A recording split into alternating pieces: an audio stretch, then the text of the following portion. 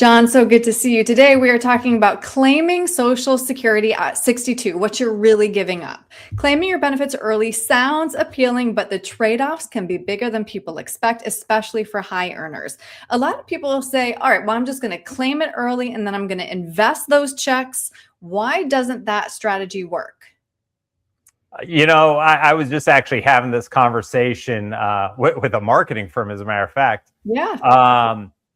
In reality, or on paper, it sounds like it'll work. In reality, I've never met anybody that actually takes their Social Security check and invests it. I mean, just from a psychological purpose, they're taking the check to spend the money.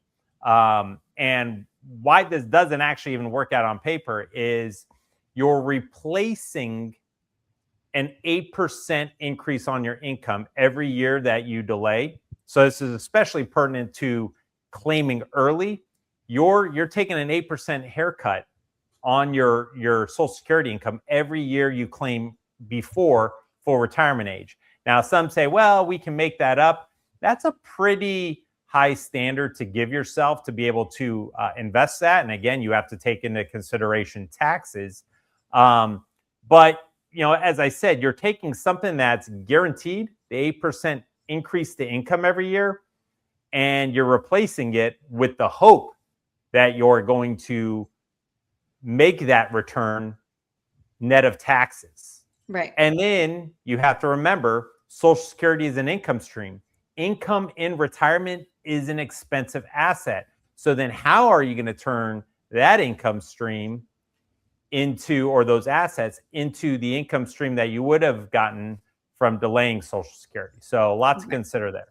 Right. And we're going to get more into the numbers of what you're giving up. But I do want to ask you first about the earnings test, because I think this one catches a lot of people off guard. How does the $1 for every two rule affect someone who is still working while claiming Social Security?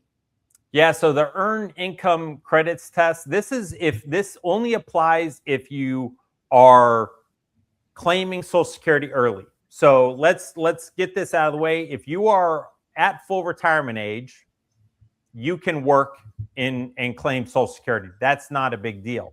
However, if you're claiming early, this is when the earned income credits come into. And if you are making over $24,480 in income and collecting Social Security, you are going to forfeit $1 for every $2 above that limit. So basically a 50% forfeit. Now, in the year you actually turn full retirement age, that goes up.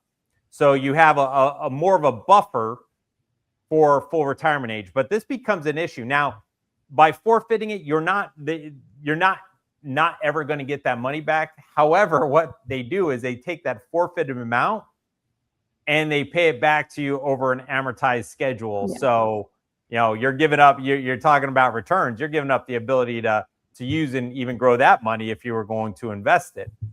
So the rule of thumb is, if you're not at full retirement age, don't claim Social Security. Right. Let that Social Security germinate, grow at that 8% growth. Use that income that you're getting from your job in retirement, and let everything be at least until full retirement age. Right.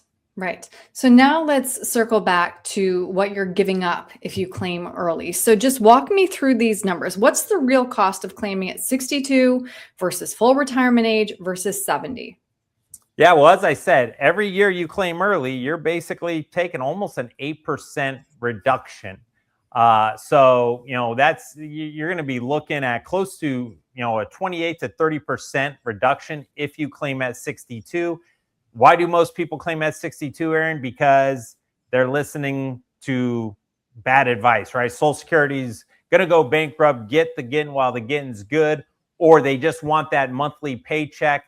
They're making more emotionally charged decisions, in my experience. The software, one time, we've talked about this in past videos, one time in 12 years, have I, based on the numbers of the top Social Security planning softwares, have we told a client to claim early, and that was based on a spousal situation and income. So do not take that money early. And there's a lot of benefit to not doing that, right? Taxes can come into it, increased income, and what we'll talk about here in a little bit, increased survivorship income. So my rule of thumb, generally speaking, right? And again, Social Security depends a lot on your financial and your health situation. But generally speaking, I tell people, try to at least get to full retirement age. From there, then you can really decide if you want the boost to your income. So you mentioned survivor benefits. I'm glad you brought that up, because figuring out the most optimal time to claim Social Security is one thing. But if you are married, that calculation becomes even more important. Can you explain why, if you're married, this decision is, you really need to spend your time and be thoughtful about it?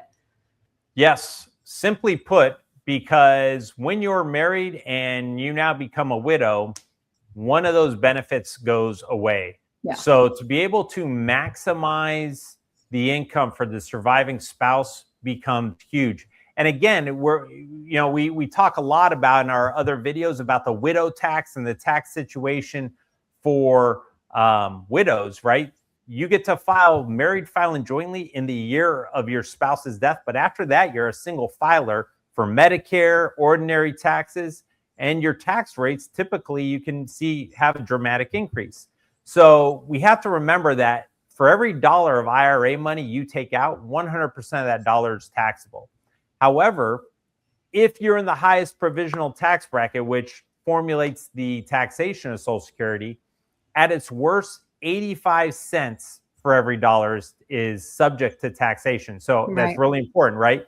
You're taking out $1 of Social Security, you're being taxed on 85 cents of that dollar. So if we're looking at an apples to apples comparison, the Social Security income also has a tax benefit. So, and then there's other tax, building the bridge of spending down from your IRA could help with future taxation for required minimum distributions and even survivorship taxation. So a lot goes into it, a lot of moving parts.